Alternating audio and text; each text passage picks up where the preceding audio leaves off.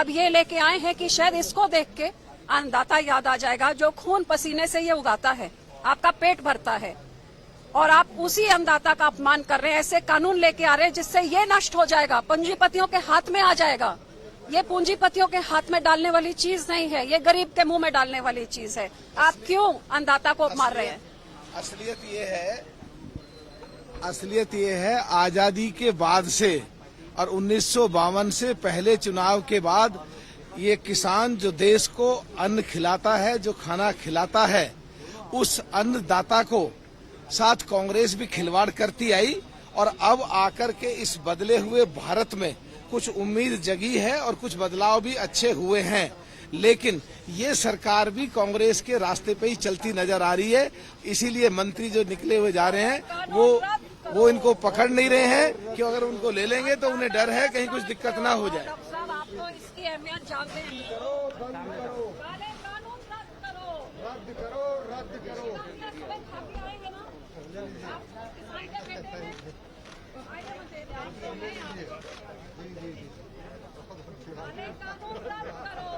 रद्द करो, रद्द करो। बंद करो, बंद करो। जिंदाबाद,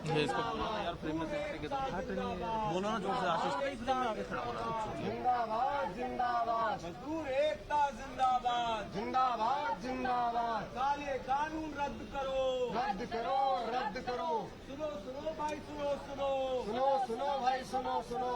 काले कानून रद्द करो, रद्द करो, रद्द करो। किसानों की मांग पूरी करो। सुनो सुनो भाई, सुनो सुनो, सुनो भाई, सुनो सुनो। किसान एकता जिंदाबाद, जिंदाबाद, जिंदाबाद। मजदूर एकता जिंदाबाद, जिंदाबाद, जिंदाबाद। काले कानून रद्द करो, रद्द करो, रद्द करो। किसानों की मांगे पूरी करो, पूरी करो।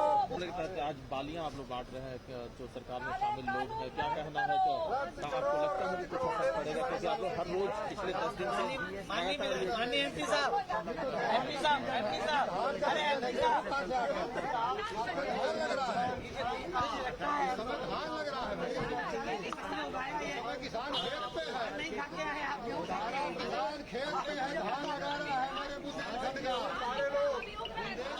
सारा किसान धान लगा रहा है, किसी को फुर्सत नहीं आने। हेलो हेलो, हाँ मैं दे रहा हूँ सर, दे रहा हूँ, एक बाइट आ जाओ। जी बालियां आप लोग बांट रहे हैं, क्या कहना है आपका? क्योंकि एक नया तरीका आप लोगों। देखिए, हम लोग पिछले जब से सदन चल रहा है, पिछले 10 दिनों से यहाँ पे सरकार का ध्यान आकर्षण करने का प्रयास कर रहे हैं।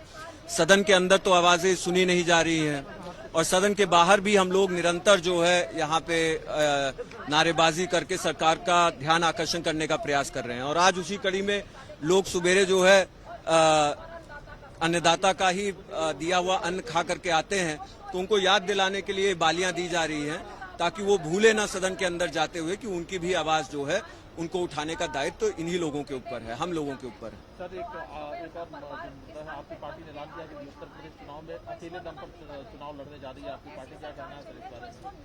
देखिए, बहुजन समाज पार्टी की मुखिया बहन कुमारी मायावती जी इन सभी निर्णयों का फैसला वही करती है, और मेरा इस पर टिप्पणी करना ये उचित नहीं है। बहुजन समाज पार्टी हमेशा से ज्यादातर चुनाव में अपने ही बलबूते पर पूरे देश में चुनाव लड़ती चली आ रही है, और ये कोई नई बात नहीं है। तो जो मुद्दे हैं सर, वो आपको लगता है कि उत्तर प्रदेश विधानसभा में चुनाव में जो मुद्दे बहुजन समाज पार्टी को सरकार?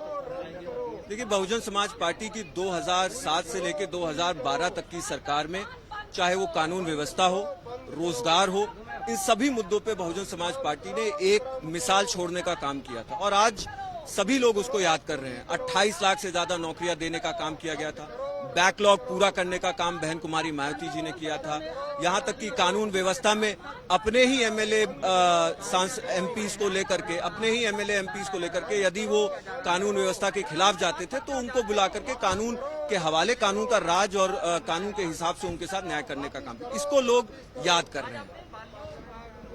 ये तो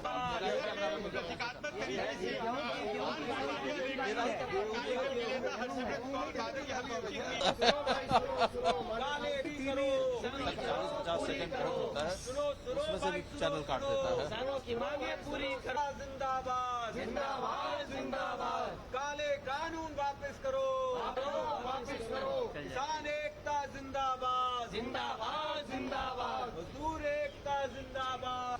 सुनो